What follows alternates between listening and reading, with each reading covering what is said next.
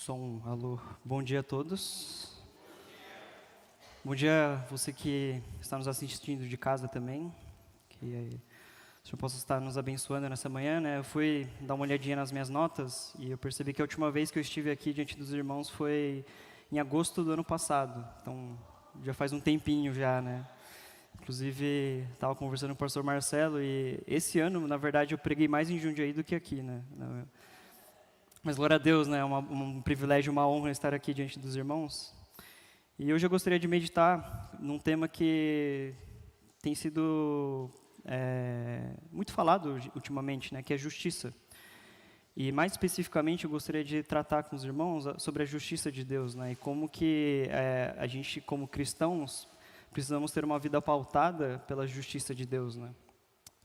E, inclusive, como que é muito fácil a gente interpretar a justiça de uma forma incompleta, né? E o tema, o título, né, que eu dei para essa mensagem nessa manhã é Justiça Completa. Eu gostaria de convidar os irmãos a abrirem no texto de Mateus, no Evangelho segundo Mateus, capítulo 5.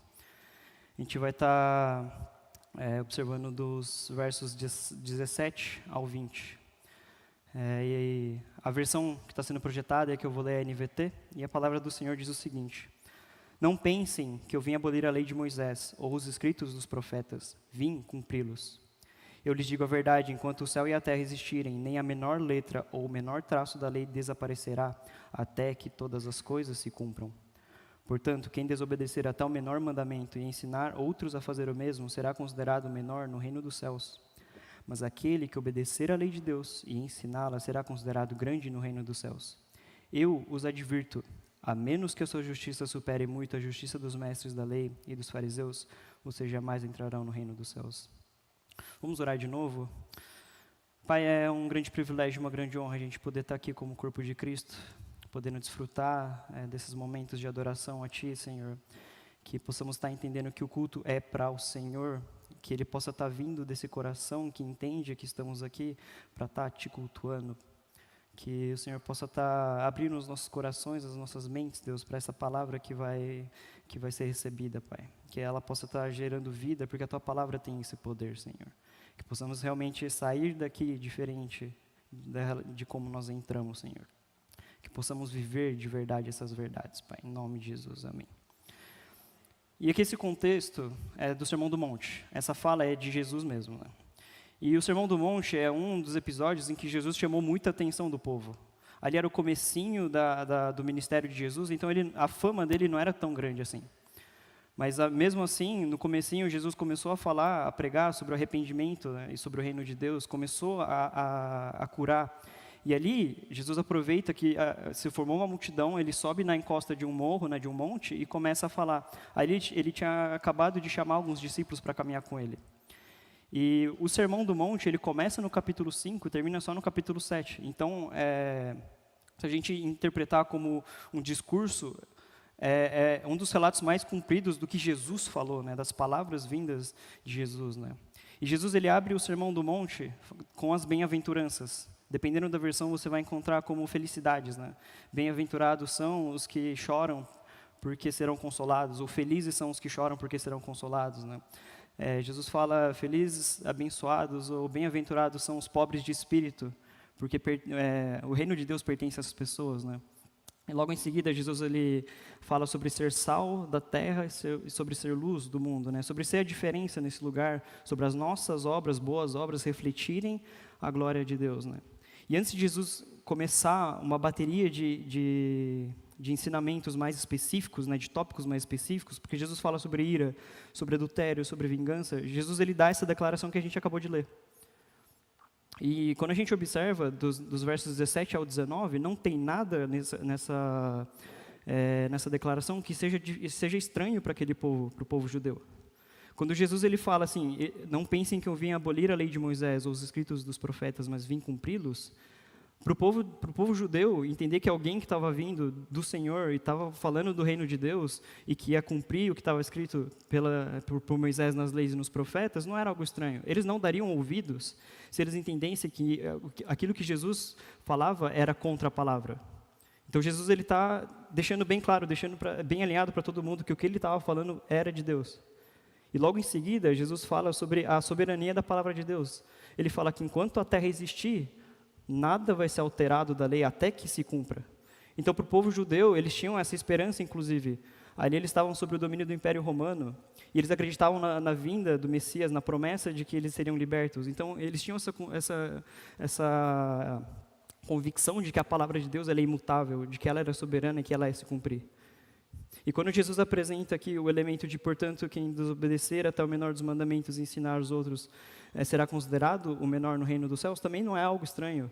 Inclusive, naquela cultura judaica, que de uma certa forma era extremamente preconceituosa com outros costumes, e eles envoltos ali pelo Império Romano, que tinha uma cultura idólatra, para eles não era estranho eles pensarem que faz todo sentido alguém, um profeta do Senhor, falar que esses que não cultuam um único Deus, eles são os menores, porque eles não obedecem e ensinam a não obedecer.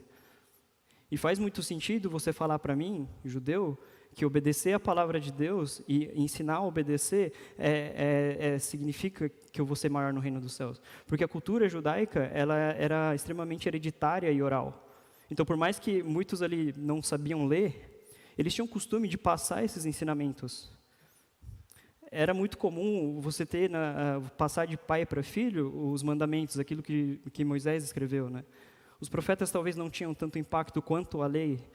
O povo judeu levava muito a sério. Inclusive, eles usavam a lei como um critério civil, penal. Você podia ser morto, você podia ser preso por desobedecer a palavra de Deus. E esse era o impacto que eles tinham. Então, para eles, nenhum dessas três afirmativas era estranho. O revolucionário que Jesus vai trazer é no versículo 20. Eu estou falando tudo isso, a palavra de Deus é soberana. Eu vim cumprir ela. E vocês que ensinam são considerados maiores no reino dos céus. Mas eu vou trazer uma advertência para vocês. A menos que a sua justiça supere muito a justiça dos mestres da lei e dos fariseus, vocês jamais entrarão no reino dos céus. E aqui a figura que Jesus está trazendo, de fariseus e mestres da lei, eram o grupo de pessoas que mais entendiam da palavra de Deus. Eles eram extremamente famosos por zelarem pela palavra de Deus. E era um zelo que chegava num nível que eles confrontavam Jesus. Em um dos episódios, eles viram para Jesus e falam: por que os seus discípulos não lavam as mãos antes de comer? Hoje em dia a gente entende que é higiene.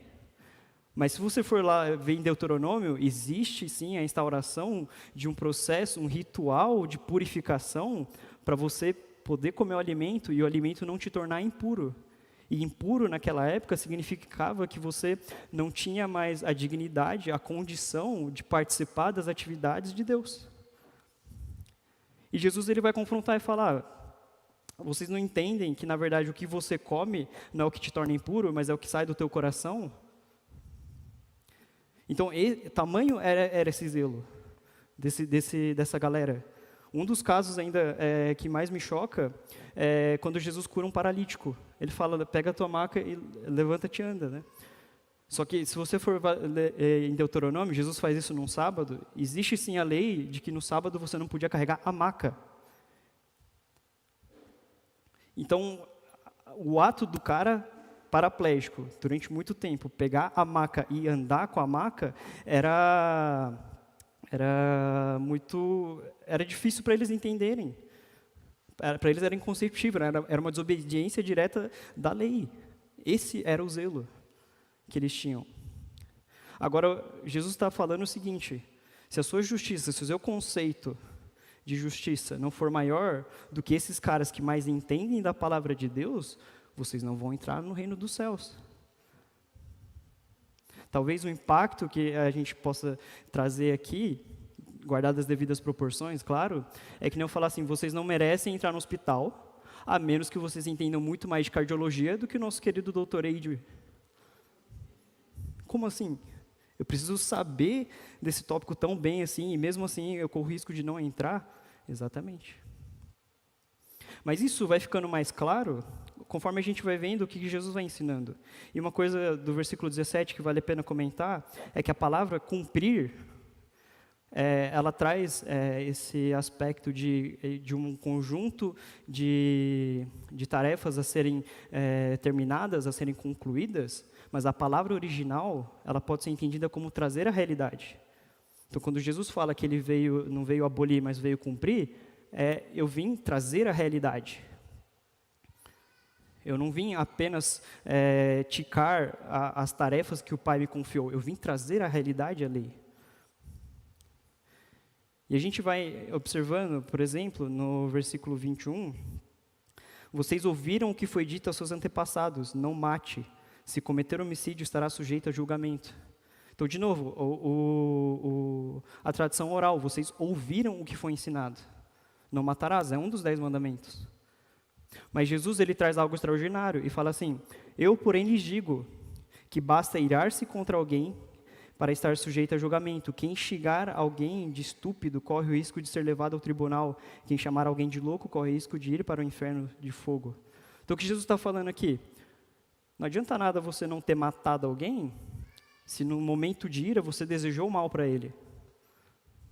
Não adianta nada você falar, você pintar uma de eu sou inocente, de que eu nunca matei ninguém, se você, no furor da sua ira, você proferiu palavras de morte para alguém. E quando Jesus vai tratar sobre o adultério, ele fala, vocês ouviram o que foi dito, não cometa adultério.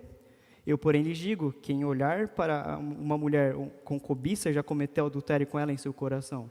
Então, de novo, não adianta nada você falar que eu tenho um casamento muito bom, eu tenho meus olhos puros, eu sou puro, se no fundo do seu coração você já teve a intenção impura com alguém. E por que isso é extraordinário? Por que essa sequência faz todo sentido? Porque quando Jesus fala aqui que a justiça deles tem que ser muito maior do que a justiça dos fariseus, é justamente entender que a lei de Deus, que é o parâmetro da justiça de Deus, ela não diz respeito a não agir, a não cometer, mas ele fala da intenção. Ele fala que você já está condenado por você ter tido a intenção. E às vezes, uma percepção minha, né? Às vezes eu vou lendo o Antigo Testamento, tudo antes de Jesus, e eu falo, mano, todo mundo foi morto ali, todo mundo foi condenado. Até Jesus vir, o povo estava tudo perdido, não é possível, né? Mas aí, o que eu fui percebendo é que Deus, em toda a graça dele, ele ofereceu, ele instaurou um ritual de perdão. Então, de acordo com a justiça de Deus, de acordo com o padrão da justiça de Deus, que é a lei, estamos todos condenados. Mas a justiça foi cumprida com a graça. E essa graça era manifesta nessa época através desse sacrifício de expiação. E era um ritual que você pegava um animal, não podia ser qualquer animal, tinha que ser o melhor animal. Você colocava a mão sobre o animal e projetava seus pecados sobre ele. E depois de projetado os seus pecados sobre ele, pedido perdão, você matava esse animal. E ali aquele sangue derramado simbolizava a sua morte, que foi paga ali. E a justiça foi completa, então. Você tem o padrão da justiça de Deus que fala que você foi condenado, mas você tem a graça de Deus manifesta naquele sacrifício. Mas o que foi acontecendo, o que Jesus queria combater, é que à medida que esse grupo de pessoas foi tendo conhecimento da palavra de Deus, foi crescendo no coração deles um entendimento equivocado da justiça de Deus. Então o problema não era a forma como eles praticavam a justiça. O problema é que eles praticavam a justiça baseada numa justiça equivocada, que não era a justiça de Deus. O que precisa ficar claro para a gente é que a justiça de Deus, a justiça de Deus ela é composta pela lei, mas ela é só completa pela graça. A gente tem o padrão, a gente tem sim os parâmetros para dizer o que é justo e o que não é. Mas a gente só é capaz de cumprir essa lei por causa da graça. Então, quando Jesus fala que a justiça dos fariseus não era o suficiente, é justamente que Jesus queria trazer que ninguém está salvo. Ninguém consegue adquirir o status de justo diante de Deus. E esse conhecimento, esse zelo desse grupo, né, de fariseus e mestres da lei, foi gerando neles esse sentimento de que eles eram justos. Não, eu conheço a palavra de Deus, eu sei o que está certo, e eu não cometo. E se eu não cometo, não tem nada na palavra de Deus, na lei, que seja capaz de me condenar. Então, eu sou justo diante de Deus, porque eu não cometo. Mas Jesus está trazendo a realidade, está cumprindo a lei, falando, não, mas se você já teve a intenção, você está errado. O que basicamente Jesus está querendo dizer, e é o que eu quero trazer à realidade, é que é impossível a gente entrar no reino do céu sozinho. É impossível. É impossível a gente falar que a gente nunca pecou, quando Jesus fala que o problema já está na intenção. Porque o ato de cometer o pecado, ele é simplesmente a expressão, a última expressão do nosso desejo pecaminoso. Então Jesus ele está trazendo à realidade um parâmetro muito superior ao dos fariseus. E que ninguém é capaz de cumprir. E o que foi acontecendo ao longo do tempo é que esse ritual de perdão, que era a expiação, o sacrifício, foi se tornando simplesmente um ritual de desencargo de consciência. O que Jesus vai trazendo aqui é que, na verdade, a pessoa, quando pedir esse perdão diante de Deus, através desse sacrifício, o que ele estava querendo é uma forma de escapar da justiça de Deus. Mas Jesus vem e fala, não adianta nada. Não adianta nada se o seu coração ainda existe, se no seu coração ainda existe esse desejo. Mas a boa notícia é que Jesus veio. A boa notícia é que agora a gente tem como atingir esse padrão.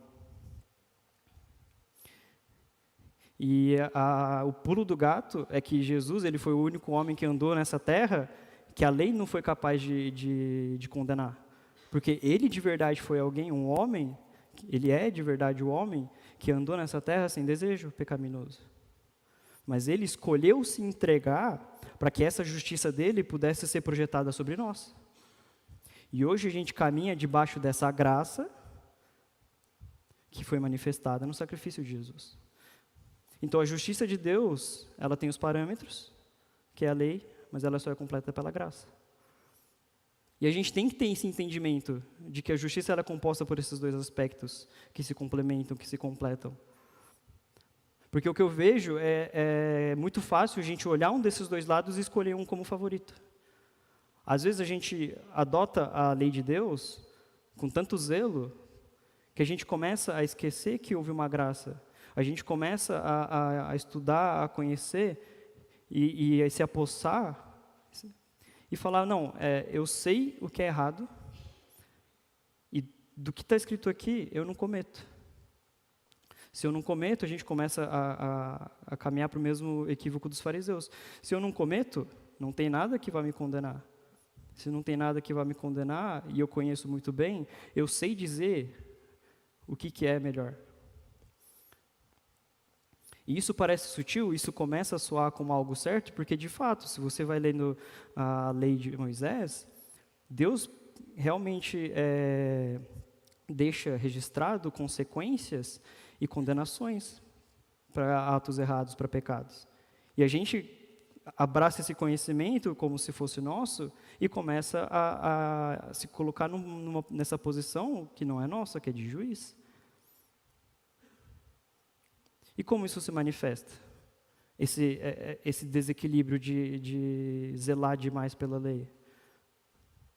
Você começa a olhar a injustiça na sua volta e começa a condenar ela. Como assim? Você vê um assalto e fala, muito bem, tem que ser preso mesmo. Você vê um ato violento e fala, tem que sofrer essa violência mesmo para aprender. Tem que sofrer. Deus condena a injustiça. Sim, Deus condena a injustiça. Mas Ele oferece a graça. E se a sua justiça não é capaz de oferecer a graça, de mostrar a graça de Deus, ela é incompleta. Ela não é a justiça de Deus, ela é a sua justiça. E veja bem, o que eu quero dizer aqui, não é que o perdão de Deus, manifesto na graça, significa que é um alívio imediato das consequências. Não, a palavra de fato prevê consequências. Nós estamos debaixo de leis humanas que prevê consequências. Mas se no meu coração eu desejar que a justiça acabe ali na condenação e não fale que existe a esperança, não deseje que a graça de Deus alcance os injustos e eles sejam transformados como nós fomos transformados, sua justiça é incompleta. Ela é desequilibrada. Agora, do outro extremo, se a gente começa a olhar demais a graça de Jesus, a graça de Deus manifesta em Jesus, e começa a deixar de lado a lei, o padrão de Deus, a gente começa a viver uma vida cada vez mais descompromissada. Porque se a gente não tem um parâmetro claro do que é certo, do que é errado, a gente se abraça nessa graça, a gente começa a caminhar para um lado em que pequenas concessões vão entrando no seu coração. Você se apoia tanto nessa graça de Jesus, nessa graça de Deus que foi manifesta com Jesus, que isso vai se manifestando de forma sutis também. Não, tudo bem aquela cena duvidosa naquele filme, nem fazia tanto parte assim.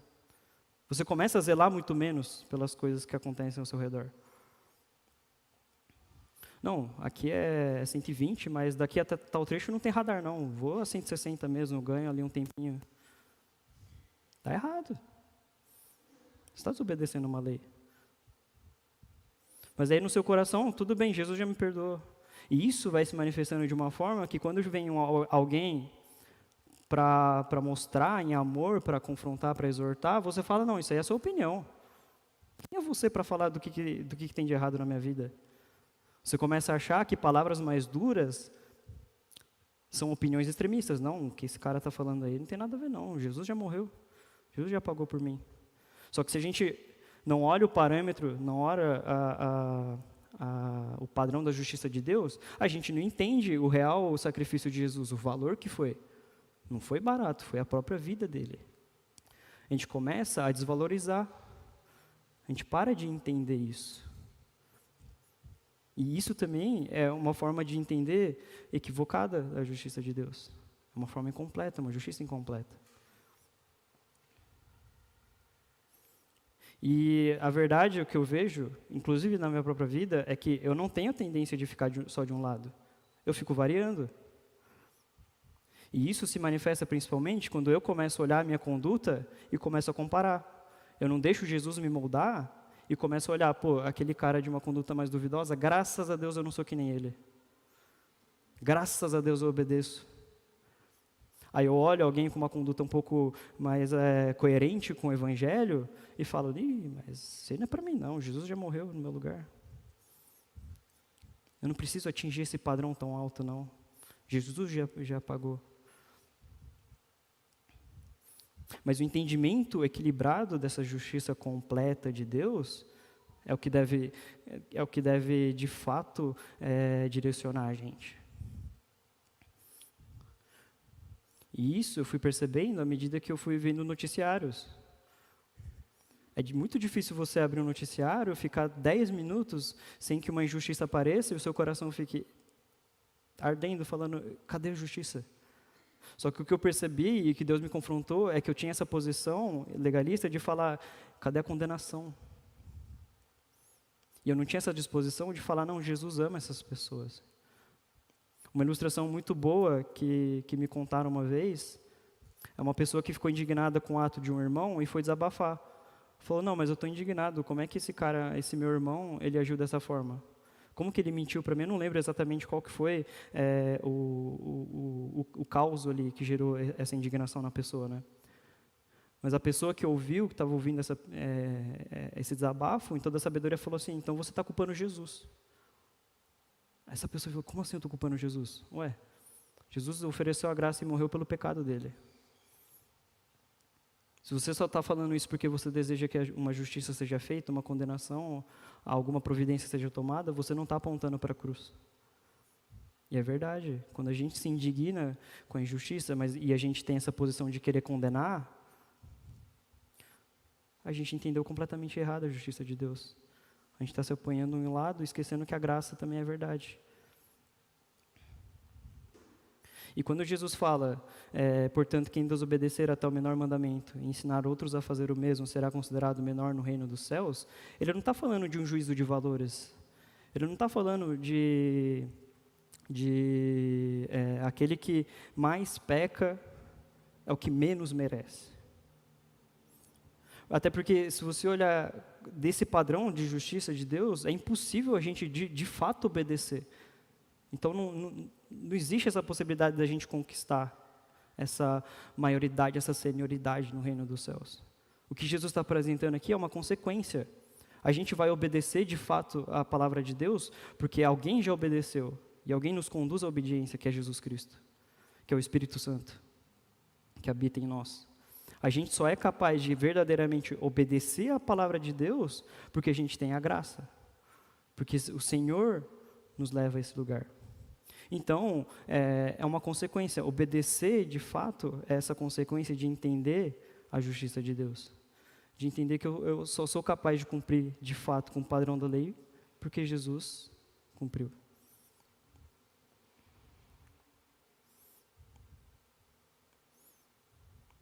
E a pergunta, o questionamento que eu quero deixar é: como anda a sua interpretação de justiça? Como que você expressa ela?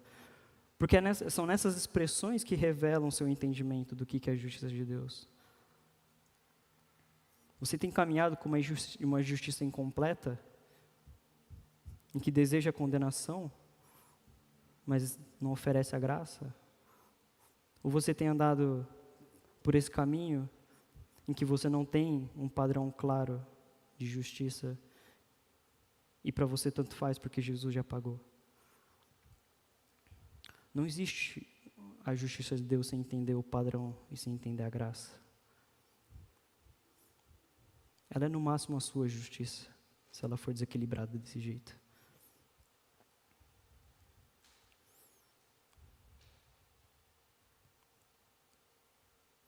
Vamos orar. Senhor, são palavras pesadas que nos confrontam diretamente porque dizem muito respeito a formas como agimos, Deus. Eu não estou nada isento disso, Senhor.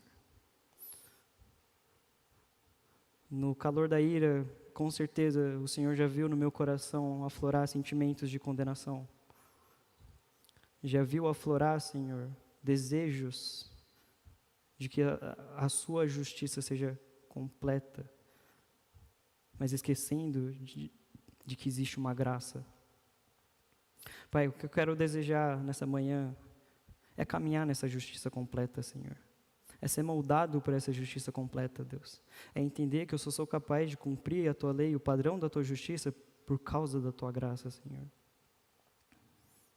Pai, que nós, como igreja, possamos estar vigilantes, sendo esse canal, Pai, de promover a Tua justiça, de sim se indignar com a injustiça sendo feita,